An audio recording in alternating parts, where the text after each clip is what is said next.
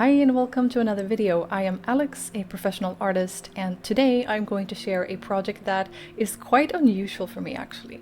I'm going to make a collage inspired by the fall season, working very intuitively and just letting my creativity run wild and see where that ends up. I started my day going for a walk in the forest in the nearby neighborhood, and I brought my sketchbooks, my sketching supplies, and I just sat there in the forest sketching a lot of different things, mostly tree trunks, leaves, mushrooms, and I took a lot of photos as well. And when I came home, I felt so rejuvenated and inspired, and I just got to work on my collage right away. I started with an A3 sheet of really thick and sturdy mixed media paper, and I'm just building up the very first layer, the base of the artwork, using some acrylic paints and a spray bottle of water to make the paint a little bit easier to work with. I have a reference photo in front of me on a screen. It's just one of the photos that I took when I was out on my walk. The composition of the photo was just really nice, and it also had a lot of depth with small leaves very close up and some larger trees in the background. I took this photo literally next to the bike road, and it's a perfect example of how it isn't always necessary to find these big, impressive views to find inspiration for making art. In my opinion and experience, there's a lot of beauty and interesting things everywhere, in the places where most people would never look.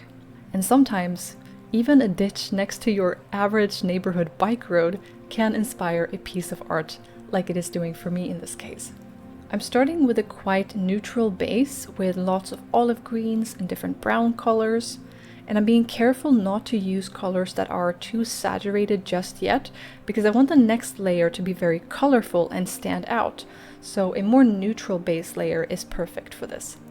While I'm letting my acrylic layer dry, I'm just moving over to my second desk to work on the next thing that I'm going to need, which is a few sheets of paper with different colors that I can use to cut out different shapes for the collage later. This time I'm using regular watercolors and my good old trusty water brush.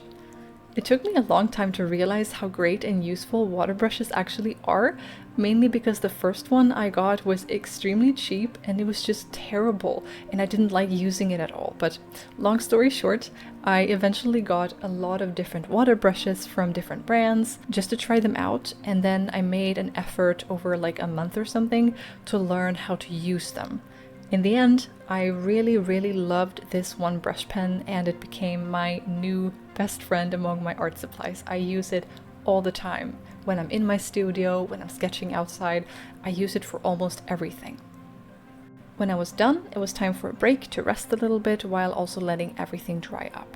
And it was such a beautiful day outside my studio, and it just felt like this perfect creative weekend. I was in a really good mood. When I got back to work, I was really excited because now it was time to start cutting out different shapes in different colors and arrange them on the paper. I started with a few branches, and then I just continued with some nice big leaf shapes up close using the red and green paper at first. It was really fun to arrange the cutout leaves on the paper and find a composition that really worked, while also letting just enough of the base layers shine through. It was a bit like a puzzle. I didn't stick super close with the reference photo. Honestly, for most of my personal artwork, I usually don't. It's more the feeling of the reference photo that I want to capture and enhance. I also added some grass shapes in the front and a few smaller brown leaves too. I really like how the tree trunks turned out, and it's one of those things that I hadn't planned for that at all, but in the moment when I was working on them, I just kind of let that artistic intuition do its thing, and I just played around until I eventually found my way to this look. Over here in Sweden, the fall is very much at its peak right now, and it is so incredibly colorful and beautiful. And for me, the fall season is probably the most creatively inspiring time of year. There's just something about all of the colors, and when it gets rainy and dark, it sort of leaves room for introspection and studio time. And I also have a lot of nostalgia and very strong emotions connected to the fall season. So for me, it is incredibly inspiring.